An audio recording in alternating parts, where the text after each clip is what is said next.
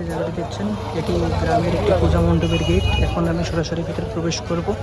আমার যতদূর সম্ভব জানা ততক্ষণ পর্যন্ত এখানে পূজা শুরু হয়নি। আর আমি বর্তমানে যে জায়গায় অবস্থান করছি এটি গ্রামের একটু ঐতিহ্যবাহী হাট। এখানে সচরাচর অনেক মানুষের ভিড় থাকে, অনেকে এসে থাকেন এখানে হাটের দিনগুলোতে। আজকে রবিবার, আজকে এখানে হাট।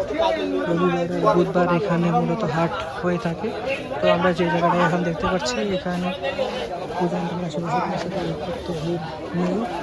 এখন এখন জমজমক হয়নি, কিছু দিনের মধ্যে হয়তো জমজমক হয়ে যাবে।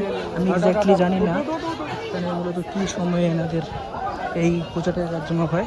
এই এখানকার দেখতে পাচ্ছেন তার আশেপাশে আমাদের হাটের সবজি দোকান। আমি বর্তমান সবজি বাজারে চলে এসেছি। এখানকার এই সবজি বাজারের দেখতে পাচ্ছেন কেমন ভিড় লোকজনের, বা কত সবজি আছে, কত ধরনের মজুদ এনারা রেখেছেন। এখানে বিভিন্ন ধরনের সবজি দেখতে পাচ্ছি আমরা, মোটামুটি পর্যাপ্ত পরিমাণে সবজি আছে। এনারা মূলত স্টক করেছিল সকালের দিকে, বিকালের দিকে বিক্রি হয়ে গিয়েছে, সকালের দিকে বিক্রি হয়ে গিয়েছে। এখন তো রাত প্রায় বাজার শেষের দিকে, সেজন্য আপাতত খুব একটা সবজি দেখছি না। জাস্ট আপনাদের সামনে একটা বার্তা দেওয়ার চেষ্টা করছি যে এখানে আসলে মানুষের ভিড় কেমন আছে, কেমন সবজির মজুদ আছে। আমি সবসময় চেষ্টা করি আপনাদের সামনে গ্রাম বাংলার সৌন্দর্য তুলে ধরার জন্য।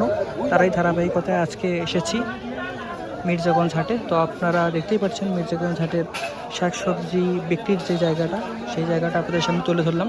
জায়গাটা যদিও খুবই ছোট, যেমনটা আপনারা দেখতে পাচ্ছেন, জাস্ট এখানেই শুরু, এখানেই শেষ। আপনাদের সামনে আশা করি আমি একটা বার্তা দিয়ে পেরেছি। যদি আমার কথার মধ্যে কোনো ভুল ত্রুটি থাকে ক্ষমা সুন্দর দৃষ্টিতে দেখবেন। আপনাদের সাথে আবারও দেখা হবে ইনশাআল্লাহ। সবাই ভালো থাকবেন। আসসালামু আলাইকুম।